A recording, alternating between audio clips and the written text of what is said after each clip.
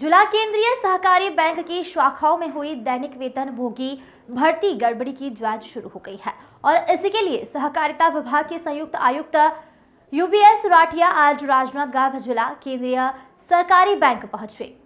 संयुक्त आयुक्त राठिया ने भर्ती संबंधित पूरी जानकारी मांगी और भर्ती किए गए अभ्यर्थियों की योग्यता सहित अन्य दस्तावेजों को भी खंगाला जा रहा है। संयुक्त आयुक्त राठिया आज भर्ती प्रक्रिया में गड़बड़ी को लेकर मामले की जांच कर रहे हैं और कुछ अभ्यर्थियों से भी चर्चा की जा रही है। आपको बता दें कि पंड्रिया विधायक भावना बोहरा ने 51 कर्मचारियों की भर्ती से संबंधित प्रश्न सत्र विधानसभा में उठाकर जांच कराने की मांग की है, जिसके बाद शासन आदेश से उक्त कर्मचारियों को कार्य से हटा दिया गया है और अब उनकी जांच शुरू हुई है। बता दें कि 2 साल पहले कांग्रेस सरकार के द्वारा जिला केंद्रीय सहकारी बैंक अध्यक्ष नवाज खान के कार्यालय में राजनांदगांव व कवर्धा जिले की शाखाओं में 4th श्रेणी के कर्मचारियों की भर्ती की गई थी। इन कर्मचारियों को दैनिक वेतन भोगी के रूप में नियुक्त किया गया था। तब 51 कर्मचारियों की नियुक्ति की गई थी। मनमानी ढंग से कर्मचारियों की नियुक्ति हुई थी।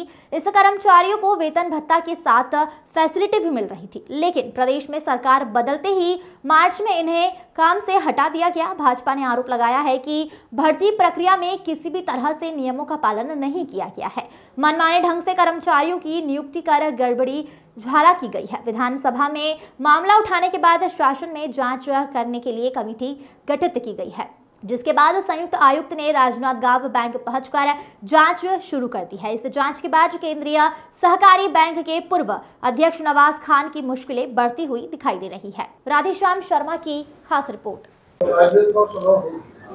पिछले कांग्रेस की सरकार के कार्यकाल में जिला सहकारी केंद्रीय बैंकों में प्रशासकों की नियुक्ति की गई थी और उन्हीं प्रशासकों की नियुक्ति के दरमियान 2-2.5 साल में राजनांदगांव जिला सहकारी केंद्रीय बैंक में करीब 60-70 लोगों की बिना पूर्व अनुमति के नियुक्ति कर दी गई थी और ये विषय लगातार शिकायत इसके विषय में हो रही थी, लेकिन चूंकि कांग्रेस की सरकार थी तो इसकी कोई सुनवाई हो नहीं रही थी।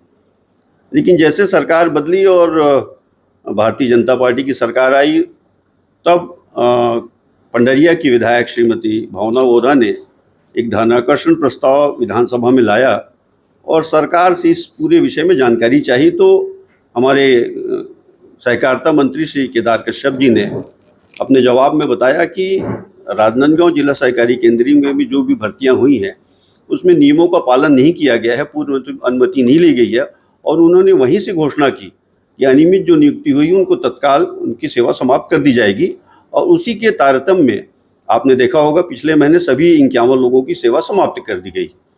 उसके बाद उन्हीं के निर्देश पे सहकारिता मंत्री केदार कश्यप जी के निर्देश पर एक जांच समिति का गठन किया गया और संयुक्त पंजीयक हैं राठिया जी, उनके नेतृत्व में एक समिति का गठन हुआ। वो समिति पिछले कल से यहाँ जांच में बैंक में आई हुई है और उस समय जो शिकायत हुई थी, जो नियुक्तियां हुई थी, उसमें जो लेन देन के बहुत लंबे चौड़े आरोप लगे थे, वो सब विषय में उनने जांच करने का प्रारंभ किया और लोगों को आमंत्रित भी किया, जो 51 लोग हैं, वो अपना पक्ष रखने के लिए।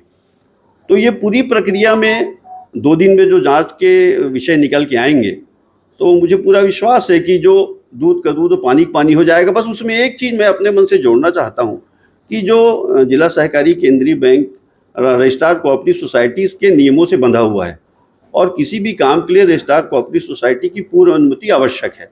और जब कभी भी आप भर्ती करते हैं तो उसकी एक सामान्य सी प्रक्रिया होती है कि आप पहले विज्ञापन निकालते हैं, फिर उसके बाद उसकी लिखित परीक्षा लेते हैं, फिर इंटरव्यू लेते हैं, तब नियुक्तियाँ की जाती हैं।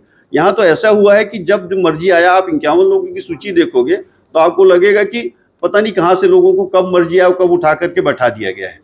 ये आज तक का स्थिति ऐसी है।